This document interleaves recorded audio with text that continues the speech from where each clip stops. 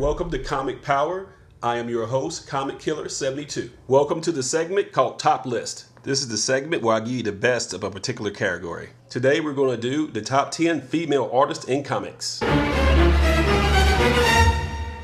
March is Women's History Month, so what better way to end it than to highlight female comic book creators who are doing some outstanding work, and virtually all of them are underrated. This is not an all-time list, it is a who's hot right now list. I may do an all-time list in the future which will look way different. Women are generating some very quality work in comics these days, and it's not just the boys club anymore. I think you're going to be amazed at what you're about to see. All of the artists here will have their links in the description so you can learn more about them. This is my personal list. If your top 10 looks different, please sound off on the message board. But for now, let's go ahead and get started. Number 10, Jenny Frison, and her work is more than awesome. She is a graduate of the Kubert School of Art. Kubert is the comics what Saturday Night Live is to sketch comedy. An alumni of literally dozens of famous people working in their field. Jenny first came on my radar when she did the covers for Revival, an Image comic title that's not very well known, but those covers were arresting. She even does a lot of her own coloring. She draws it freehand and adds color touches in Photoshop, but all the original sketch work is in pencil. She was recently hired by DC to do the cover B variants for Wonder Woman, and that was a match made in heaven. Her depictions of Princess Diana are stellar. She's most famous for her Wonder Woman work now, but my favorite cover of hers is this work she did for Graphic India. It is hot as the flame in that character's hand. Number 9,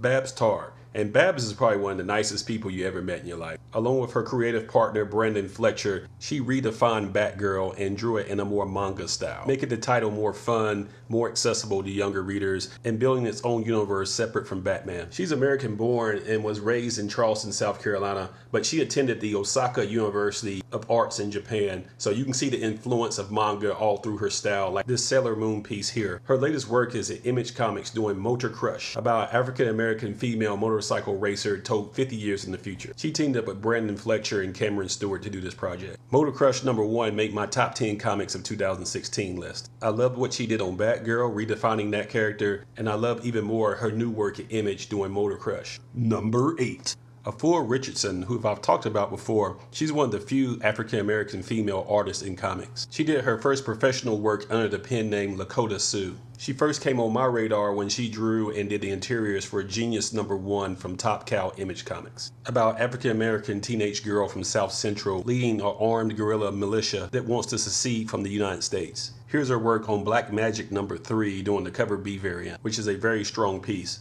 She attracted the attention of both DC and Marvel Comics, where she's doing covers for both. For example, this Wildstorm number 2 cover B variant. Over at Marvel, she's been contracted to do the main covers for World of Wakanda, which is a Black Panther spinoff, which focuses on the Midnight Angels, King T'Challa's most elite female warriors. Afua is what I call a real Renaissance woman. She's a singer, a musician, a comic book artist, and so many other things. And wouldn't you know it, she also loves cosplay. She does freelance work as well, like this piece shown here. If you see her at a con, she's a very nice lady. Be sure to get something signed by her and tell her I sent you. Number 7. JOELLE Jones, and she is a Eisner nominated artist, and she's been working in the business for a while, but her breakout was Lady Killer, in which she was the co-creator and artist on it. It's the story of Josie Schuler, who is a housewife by day, but a contract killer at night. Lady Killer 1 Volume 1 made my top 10 list of 2015. Lady Killer number 1 Volume 2 also made my list of top 10 comics of 2016. On Volume 2, she's both writing and drawing it. And JOELLE's artwork is nothing short of spectacular. Currently, she lives in Los Angeles, but she went to art school in Portland, Oregon. Her illustration style looks like a throwback to the 1950s and 60s, and Lady Killer takes place in the early 1960s, so it's a great fit. Here's an incredible Gone with the Wind piece that she did as well. And frankly, JOELLE, we do give a damn. Your artwork is amazing. Number 6. Becky CLOONAN, and she probably has one of the biggest resumes of female artists in this business. Her biggest credit, by the way, is she is the first female artist to draw Batman on his main title. This happened in 2012. It took 73 years for a woman to draw Batman for his main title. Seriously, why did it take that long? She can change her style to fit the project, such as this Conan cover, which looks nothing like this X-Men cover. She's also the co-creator of Gotham Academy, and she's doing the covers and writing it. She should be proud of what she has accomplished. She's a real trailblazer for women in the comic book business as both a writer and an artist. She is an American born in Pisa, Italy, and attended the New York School of Visual Arts. Number 5. Sara Pichelli, and she's one of the most in-demand artists in all of comics these days. Her breakout was in 2011 in Ultimate Comics when Miles Morales was introduced. So the way that she draws him, that is the template that everyone draws him now. Marvel ditched the Ultimate and brought Miles Morales into the regular universe and titled that simply Spider-Man, and she's doing that too. See this cover right here? You can actually buy this directly from her, the original art, for $2,500. See the link in the description. But she's doing more than just Miles Morales. Here's a Guardians of the Galaxy cover. Here's a Dr. Afua cover. Here's some freelance motorcycle work as well. And here's some sketch work. For an artist that draws with so much detail, she's amazingly fast. The stereotype among artists is, if you want it to be good, it's not gonna be fast. If you want it to be fast, it's not gonna be any good. I think she threw that paradigm out the window because she's good and she's fast. I like her side projects, but I really love how she's portraying Miles Morales. And I hope she does that character forever. Number 4.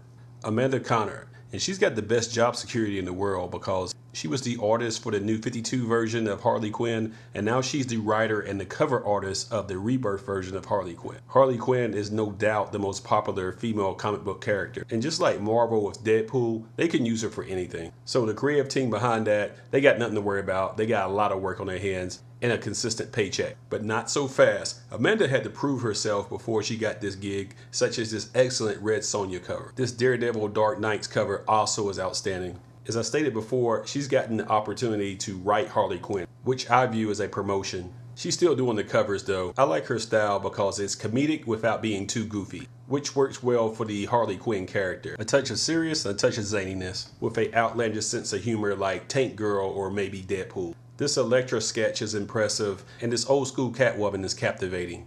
Number 3. Fiona Staples, hailing from Alberta, Canada. She's won more creative awards than you can count as the artist on the most important title of the 2010s, SAGA. Brian K. Vaughan got crazy famous for creating the Runaways and Why the Last Man and other projects. So when he came to Image and did a project with them, he selected Fiona to be his artist. But it goes deeper in that because she's also credited as co-creator. She had already been working in comics, but this was her breakout. SAGA is described as Romeo and Juliet meets Star Wars, and her visuals depicting this story have been nothing less than electric. Her pencil is red hot right now. She's won a Joe Shuster Award, an Eisner Award, a Hugo Award, a Harvey Award, an Inkwell Award. If there's an award for comics, she's won it. And all the accolades are well deserved. Tenfold. As stated before, she's done more than just SAGA, like this Jonah Hex cover, which looks outstanding, and this Batman Superman cover from 2010 is incredible. I really dig her sketch work as well.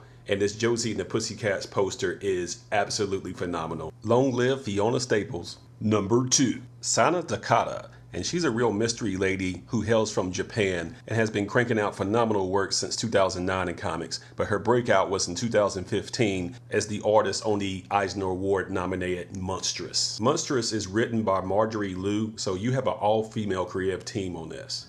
Marjorie and Sana met while they were working on Marvel on X-23. So when Marjorie went to Image, there was no other artist she was going to call other than Sana. Sana's style is a mix of anime and manga with some steampunk thrown in. To me, I always viewed Monstrous as the new SAGA, being that it's a fantastically drawn book with incredible writing, and it found its audience without any gimmicks. They're both just incredible science fiction stories with about 8 to 9 issues a year coming out. Sana's work on this is ridiculously good, and she colors her own work, and her attention to detail is out of this world. This is how good comics can be. Here's more of her pre-Monstrous work, like this Miss Marvel cover, which looks great. This was 2009 before Carol Danvers was promoted to Captain Marvel, and this X-Men cover, which looks outstanding. I like the X-Men in this style. They should have hired Sana full time to do this long term, and this Shadowland Elektra looks no less than brilliant. 2 thumbs way up. I just featured some very talented women, so the question is going to be now, who is ranked number 1 on my list? Which artist is most worthy of that number 1 ranking? But first, here's some honorable mentions. Marguerite Savage from Australia. She's done work on Captain Marvel, Faith, and other projects. China Clugston, the creator, writer, and illustrator of Blue Monday. Originally on Oni Press, now on Image Comics. Elizabeth Torque. She is gaining acclaim for her covers on Elektra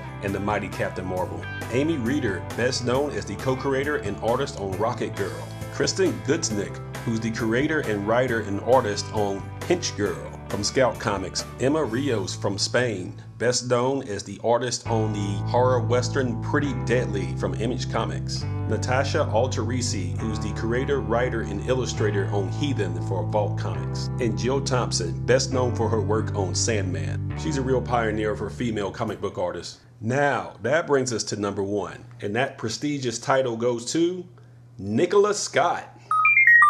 First off, apologies in advance. I don't know if she pronounces it Nicola or Nicola. If you know for sure, speak up in the comments. One thing is certain, she draws the way you wish you would draw when you grow up. Look at this Justice League piece. It doesn't get any better than this. If you see her at a Comic-Con, she does commission work for sketch art, and she does it quick and fast and good. If you never heard of Nicola, it's only because she's not linked to a hit comic series like Fiona Staples and Saga, and Amanda Conner and Harley Quinn, and Santa Dakota and Monstrous. But Miss Scott is in demand, and she gets more work than she can handle. Nicola first came on my radar in 2015 with the release of Black Magic. It's a story of a female detective who is secretly a witch, and she's trying to balance both worlds. It's drawn in a film noir style, and I'm running out of adjectives to describe just how great this work looks. You've seen books before that had great covers and mediocre interior art. Well, Black Magic is not that. It is superior from cover to cover. The sales were low, but the critical acclaim was high. It went on hiatus after 5 issues, but it returns in June of 2017. Nicola's best work to date, in my opinion, are the Wonder Woman 77 special covers. It's a miniseries in which Wonder Woman is depicted like the 1977 TV show starring Linda Carter. And these covers are some of the best comic book art I ever seen in my life. Are you kidding me? These should be in a museum for high art achievement in the 21st century. So as you can tell, Nicola is not taking any prisoners. And this resume shows why I believe she's the #1 female comic book artist and probably in the top 5 overall despite gender. Be sure to support her by picking up Black Magic when it returns in June of 2017 and go out and find the back issues. That's about it today. Thank you for watching this. Share it on social media so female comic book artists can get their due. I apologize if I butchered any names. See the links in the description for more information about these artists. And click on playlists within my channel and review my archives about comics. Some people got the impression that this channel was only for New Comic Day, and that's not correct. I do more than that. This is Comic Killer 72 for Comic Power saying bye-bye.